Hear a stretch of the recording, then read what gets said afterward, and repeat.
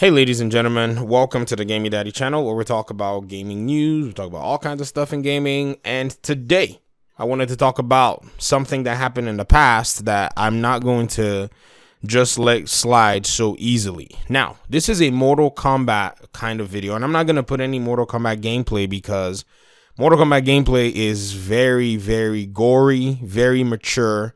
You will get demonetized if you don't, make your video appropriate for viewership. It doesn't matter what it is. And even if, you may have indicated that this video is not for children, I think YouTube did not realize that, this kind of content can also be advertised with, but specific kinds of ads. I guess we can talk about that later on.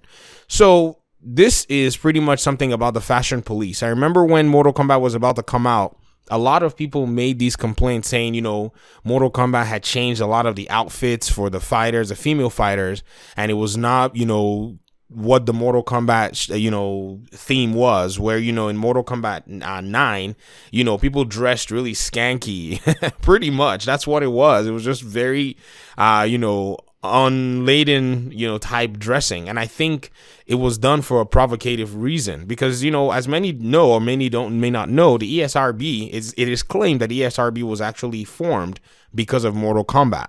And so a lot of people talked a lot of stuff about this game, talked smack, said, hey, this game, this ain't it, chief. They were, people went after the developers and all that stuff. And you should have seen the pettiness on YouTube. And I call it petty, and I call it petty for good reason. Now, a lot of the people that were making these claims, one of the funny things that made me laugh was as I started to see all the, the news cycle go around, I really started to question why in the world people even bothered making, opinion pieces on YouTube. Because in this instant, a lot of people said things like, well, these are YouTubers, by the way. Well, that this means I'm not going to buy the game because, I'm not really, a supporter of this because, I feel like the artistic creativity, blah, blah, blah, blah, blah. And I saw right through it because, one, I did not think a lot of these people were fighting game players. I mean, just, you could just tell a fighting game player is a fighting game player, somebody that really plays fighting games. And, what I did instead of, just following that mainstream cycle was I went out and I looked through the content creator list of, people who made YouTube videos on Mortal Kombat and looking at what they were saying and listening to what they were saying. And they had nothing to say about it, because it was highly unimportant to the game. In fact, the major concerns to the game were gameplay aspects, graphics, systems, mechanics. And if you go look at the OG Mortal Kombat community, many of them do from time to time get frustrated and tired of specific gameplay mechanics in the game, specific nerfs, specific underpowered nature of characters. And this is a big issue. The issue of the artistic side of the game, absolutely pointless if it came to it in that community. And if we even want to judge based on the merits of the fashion in terms of the, how the female characters are laden, you have no case to say that these outfits that I'm showing you here, all I'm doing is just scrolling through the outfits of some of the most prominent female characters that have been in more of the MK games than not. You cannot say that these outfits do not match the story and the lore that they've put forth for this game. They wanted the developers wanted to go a more modest way. And I think they probably went that way because perhaps a directive from their publisher. Their publisher is a big publisher. It's not a publisher that wants to, take on something so silly as, how, the game's outfitted already. And so if you see these outfits, to me, they are nice skins. They are very creative. I mean, I don't know any other fighting game. I don't know. There might be that has creative outfits like Mortal Kombat 11, because in my opinion, this is one of the more recent fighting games that has been released in the last, in the last few months.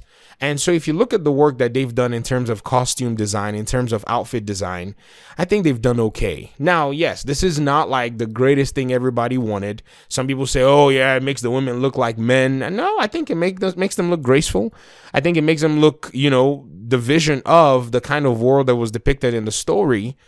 And I think they made a good decision going this route, because if you talk about the artistic creativity of this game, then go look at the fatalities, the brutalities, and the crushing blows. How many gaming developers have had the guts on a large scale? This is a AAA game to do in terms of creative, artistic creativity, what Mortal Kombat has been able to achieve in terms of that.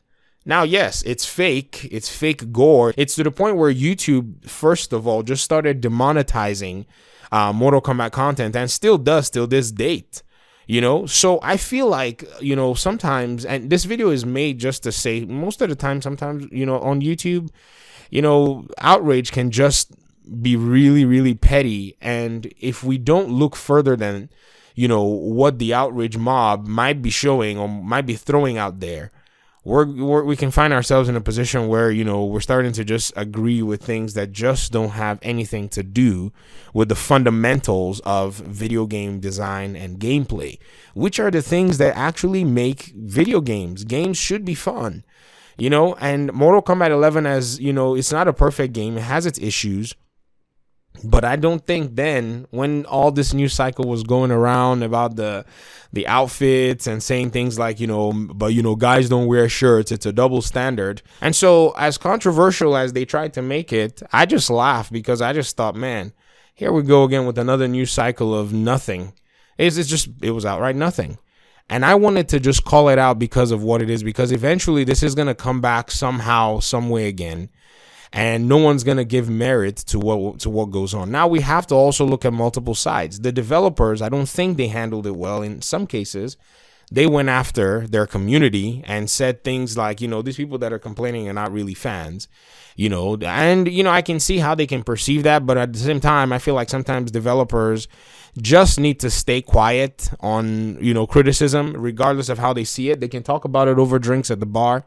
But, when you're trying to market a product, it's fine to just be quiet to the naysayers, leave them to just speak. And then for those who are truly interested in your product, regardless of whatever it is, they will still patronize you and they will not see you in a bad light. Silence is golden. It literally is.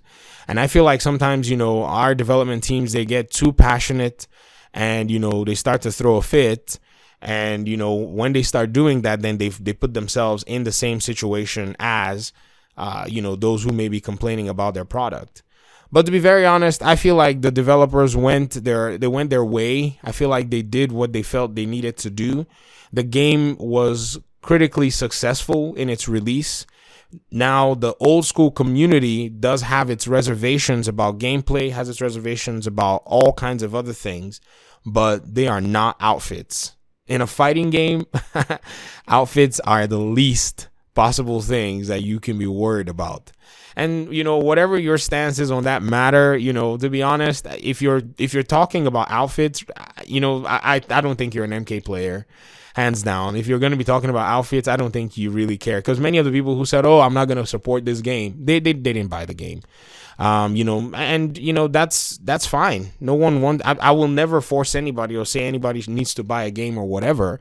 But this is what it means. I have the game on 2 platforms. I played, crazy hours of it because it's very casual friendly. It has its ups and it has its ups. It's very casual friendly. I think they did that on purpose to be able to bring in more players. And as much as the OG community does not appreciate that, I feel like from a perspective of somebody who's been interested in fighting games, who's benefited from a lot of the casual aspects, I think this was a good idea-ish.